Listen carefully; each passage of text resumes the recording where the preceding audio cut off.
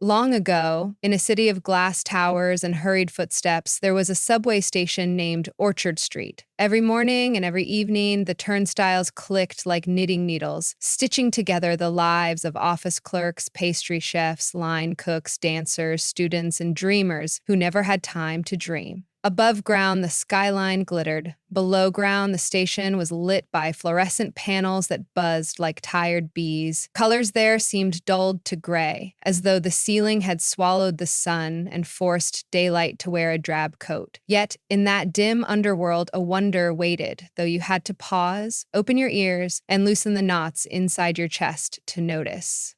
The wonder's name was Aurelia. She was a violinist, tall and slight, always dressed in a coat the color of frostbitten rose petals. Her hair fell to her waist like pale silk ropes, and when she lifted her chin, the commuters saw milk-white eyes with clouded pupils. She was blind from birth. Each weekday, precisely when the clock above track 9 struck 7 in the morning, she took her place by the graffiti-scarred pillar, unfolded a battered wooden stool, and unclasped her violin case. Because she could not watch the river of people, she listened to it. The footsteps were her timepiece, the hurrying breaths her metronome. Most commuters gave a perfunctory nod. Music in the subway was as common as pigeons on the plaza. Some dropped coins, more out of habit than kindness. Others scurried by, clutching coffee cups and complaints. They did not hear the beginning notes swirl up the escalator shaft like ribbons of morning wind. Those who did slowed for half a heartbeat, then the flood of appointments and deadlines swept them away. But a certain few, those with burdens that pressed heavier than any briefcase, heard differently. When Aurelia's bow kissed the strings, a shiver of air trembled in the station. For listeners whose hearts sagged with hidden sorrow, a veil lifted from their sight. Across the gray tiles, colors bloomed silently. A deep indigo curled around the vending machine. A coral pink dripped from the ceiling beams, and sparks of gold sprouted between loose bricks, as though sunlight had cracked the stone. One might glimpse a river of turquoise in the rush of a passing coat, or a cascade of lavender where shadow met wall. These colors were invisible to the cheerful or the indifferent. They revealed themselves only to the weary and the wounded, and to those who beheld them, they carried balm. No one knew how Aurelia's music had such power, not even Aurelia herself. She had simply played since childhood, first in foster homes filled with echoing hallways, then on street corners where memory of place mattered less than the sound of the sky. Yet she sensed, without sight, the transformation her notes performed.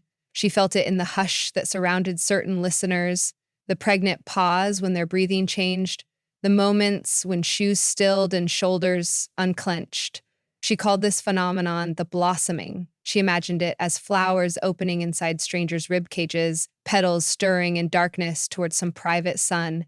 If you had walked through Orchard Street Station in those days, you might have met 3 souls who encountered Aurelia at crossroads of ruin and rebirth. The first was Mr. Horace Finch, a balding accountant whose temerity had been battered by decades of always doing what was expected. Horace carried a briefcase stuffed with spreadsheets, and a secret he had never dared confess. He wrote sonnets in the margins of ledger sheets. For years, he'd saved them in a folder beneath his mattress, suffocating beneath numbers that refused to rhyme. The morning he met Aurelia, the company's board had announced layoffs. Horace, at 62, was next in line.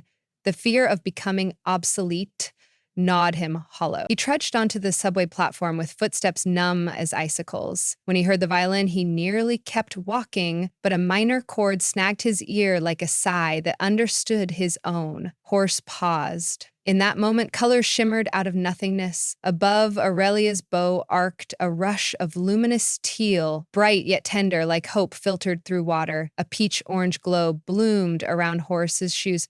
The gray floor melted into swirling plum and jade. His throat tightened, tears stinging behind his spectacles. The melody rose, descended, then lingered at a half-resolved cadence. Horace knew with the certainty of a mental calculation that a world containing such music could not be entirely indifferent. His panic unfurled. After the final note faded, he stepped forward, pressed his business card into Aurelia's palm, and blurted, "Thank you. I forgot beauty could still find me." 6 days later, he mailed his poetry folder to a small literary journal whose submission window was closing. Months afterward, while he cobbled together work as a freelance bookkeeper, he received an acceptance letter. At 63, Horace Finch published his first poem. He never again filled ledger margins with secret sonnets. He printed them boldly for every editor to see. The second listener was Imelda Reyes, a pastry chef who had lost her sense of taste and smell after a bout of fever. Without them, buttercream felt like chalk, and cinnamon merely pricked her tongue with phantom warmth. Her bakery teetered near bankruptcy because she could no longer guarantee the delicacy of eclairs or macarons. On a grim Monday evening, returning from a loan officer who had declined her plea for extension, Imelda descended the station steps, heart-drumming funeral rhythms. Aurelia played a lilting waltz. Notes pirouetted in midair as though wearing tiny satin shoes. Imelda blinked. The fluorescent lights above dissolved into strands of molten silver, twisting through rose-gold fog. Every key signature change splashed new hues. A chord painted cerulean, a trill burst vermilion.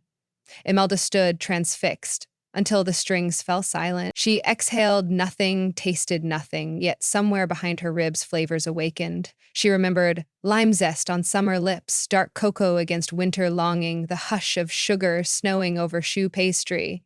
The next dawn, Imelda rose before sunrise, ignoring the ledger of debts, and mixed dough by memory of color she kneaded until the beige mast glowed sunrise pink in her mind's eye, whipped cream until she sensed a swirl of opalescent seafoam. She baked lavender honey tarts, cardamom persimmon eclairs, saffron pear galettes. Customers returned out of curiosity, then devotion. Whether by miracle or by the return of a forgotten sense, flavors sang in the mouths of all who tasted them. The bank reversed its verdict. The bakery blossomed. Imelda kept a small photograph of Orchard Street Station on her counter, taped above a handwritten note. Play the heart's palette. The third listener was lonesome in a more secret way than sorrow or fear.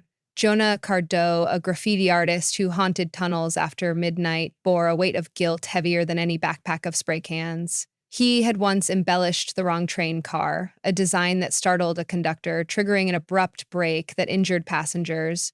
Although authorities never linked him to the accident, Jonah carried the blame like iron sewn into skin. He stopped painting, he stopped laughing. Colors in his mind turned to dust. One night he paced the station's edge, contemplating whether to leap onto the tracks just as the last train thundered in. A single step meant silence for the shame that gnawed him. The air smelled of brake oil and stale popcorn. Then, faintly, the violin. Jonah frowned. Music in the depths late at night was rare. He rounded the pillar and saw Aurelia, head bowed, hair like moonlight, fingers scarred and graceful. The tune she coaxed was neither jubilant nor mournful. Instead, it asked a question, gentle as a lamp held toward darkness. Are you still here? Colors erupted. Crimson flocks flared across tunnel walls like living graffiti.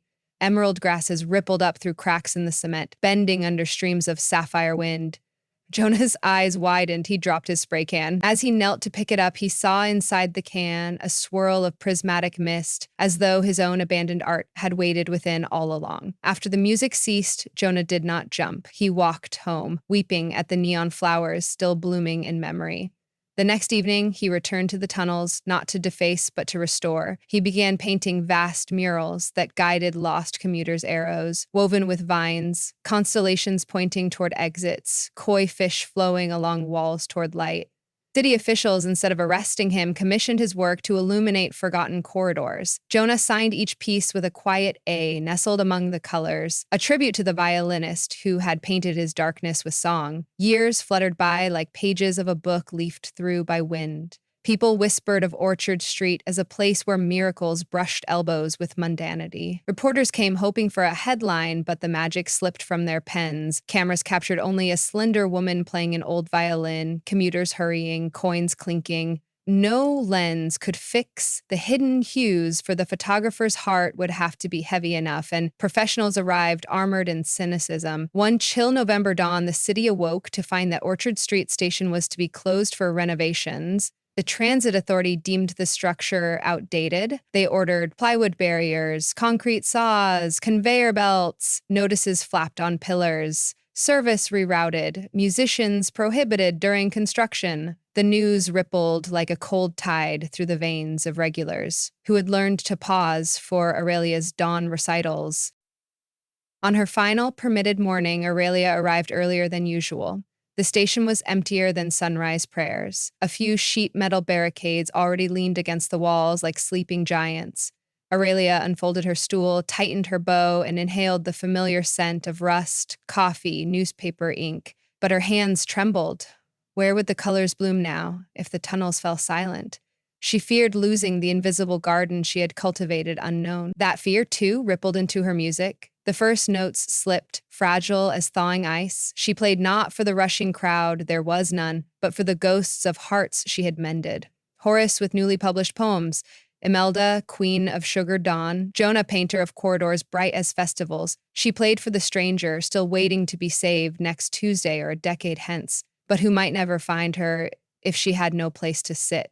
As melody unfurled, footsteps approached. A clutch of commuters, roused by rumor of the last performance, formed a crescent. Some held coffee cups steaming like tiny cauldrons, some clutched briefcases, some carried children. Though not all possessed heavy hearts, each carried at least some hidden ache, a sleepless night, an unpaid bill, a regret. In Aurelia's presence, the aches resonated like tuning forks. Their frequency invited color. Horace Finch arrived with a sheaf of poems bound in blue ribbon. Imelda Reyes brought a box of lavender honey tarts still warm, the box tied by apricot-colored string. Jonah Cardo wore paint-splattered overalls and carried a rolled canvas as long as himself. They nodded to one another, though none had met the others before, drawn by the same compass of gratitude. Aurelia's finale rose, spiraling higher, threading through the grid of pipes overhead, vanishing into the grouchy bowels of the city. When she stopped, silent, settled, feather-soft, she reached for her coin cup. It was not there. Someone had removed it and replaced it with a single daffodil. Then the murmuring began. We can't lose her. They can't just evict music. What if we... Horace stepped forward, clearing his throat. What if we... Horace stepped forward, clearing his throat. What if we... Friends, he began, this place does not belong only to the schedules of trains or the profit of landlords. It belongs to our spirits, which he gestured toward Aurelia, stitches back to wholeness. Imelda raised the pastry box above her head like an offering. Feed the workers, she said. Persuade them with sweetness. Jonah unfurled his canvas. It exploded with color, an image of Aurelia playing beneath flowering chandeliers of sound. The commuters gasped. Some saw only bold swaths of acrylic, but those nursing bruised souls witnessed shimmering hues shifting across the cloth, as though wind wandered the paint. Together they hatched a plan. A petition would need signatures. The transit authority would need persuasion. Not arguments of numbers had already condemned the station, but arguments of hearts. Horace supplied eloquence, drafting letters that read like hymns. Imelda provided pastries for volunteers. Jonah painted banners so radiant they seemed lit from within. Commuters stationed themselves at entrances of other hubs, collecting stories. How did her music touch you, they asked. The sorrowful answered, their testimonies fluttering onto pages like petals shaken loose by storm.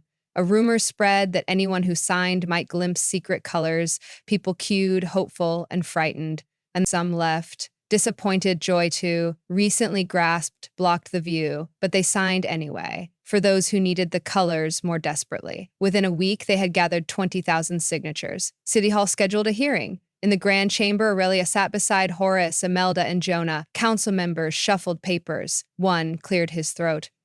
We cannot halt essential infrastructure for sentiment. The words clanged, hollow. Horace rose. His once timid voice resonated. Infrastructure, he echoed gently. Madam Chair, gentlemen, the soul is a bridge too. Without it, your trains are empty shells carting husks. Listen. He opened a small recorder hidden in his pocket. Aurelia lifted her violin. The council had forbidden live performance inside chambers, but rules bent like reeds beneath storms.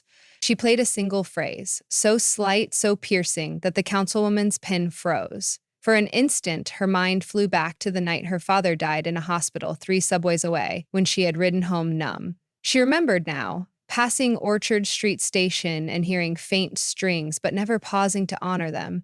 Her throat closed. All around the hall, somber hues unfolded, only to those whose secret grief matched them. But that was enough. The majority vote swung like a weather vane struck by warm wind. The station would not close. Instead, a revamped design would integrate wider platforms, sturdier beams, yet preserve the pillar where Aurelia sat. The authorities established a new program, designated performance spaces in multiple stations, each curated not by commerce, but by the subtle magnet of the heart. They called it the Aurelia Initiative. Of course, the city issued official statements crediting community advocacy and cultural enrichment. None mentioned invisible colors. They did not have to. Those who needed the story heard it whispered in the hush between train arrivals. Aurelia herself never saw explanation for her gift. But one winter night, weeks after the hearing, she received a visitor at the station after the last train had gone. Footsteps, careful and light, stopped before her. She smelled frost and cedar. "Good evening, child," a voice murmured, soft as moss, yet echoing like distant bells. Aurelia recognized no gender, no age. "Good evening," she replied, fingers resting on her violin strings. "You wondered once where your music learned to bloom, invisible colors." She nodded, though the speaker could not see, or perhaps could see far more than most. "It began before your first breath," the voice continued. "When your mother carried you, she wept each night, fearing the world's cruelty to one born without sight. Her tears seeped through her dreams into yours. A sprite of the rainbow court heard those tears. It placed a kiss upon your ear inside the womb and blessed your music, that you might gift back to sorrowful hearts the colors they thought forever lost." Aurelia swallowed, tears warming her cheeks. "Why me?" "Because you would listen," said the voice simply. "And because every garden needs a tender." A pause settled. Then the unseen visitor asked, "Will you continue?" Aurelia lifted her violin beneath the station's vaulted hush. One note sang, emerald lace over midnight blue. "As long as hearts are heavy," she whispered, "I will play." The stranger faded like mist, but not before Aurelia sensed a delicate bow pressed into her palm, carved of pale elder wood, strung with a single strand of silvery hair that glimmered even to her sightless eyes. When she drew it across the strings, the sound unfolded, richer, wilder, like moonlight made audible. From that night on, commuters sometimes noticed that the music in Orchard Street Station felt larger, as if invisible choirs accompanied each phrase. Colors intensified, aching rubies, jubilant ambers, wistful celadons, shimmering through concrete like stained glass in motion. Those newly heartbroken found themselves standing still, breath halted, as petals of light drifted through their grief, reminding them sorrow was not an end but a season. And so the city changed. Not all at once. No fairy tale ever truly ends with a single swell of strings. But here and there, corners brightened. People looked up from phone screens to greet each other. Anxious souls paused for coffee with lonely neighbors. A conductor announced stations in sing-song. A child on a crowded platform started lessons in violin, saying, "I want to paint the air." As for Aurelia, she remained at her pillar beneath fluorescent bees, though new benches and mosaic tiles now framed her stage. She could not see the colors her bow summoned, yet she sensed them, brushing her cheeks like butterflies. On certain eves, when she ceased playing, she lifted her blind eyes toward where ceiling met sky and whispered thank yous to mothers who wept, to sprites who listened, and to every heavy heart that ever stopped to hear her gift. And in the hush that followed, those with healed hearts sometimes thought they glimpsed a final color, a shade with no name, born of gratitude itself, before it winked out, leaving only the echo of a violin and the memory of being, for one breath, infinitely light.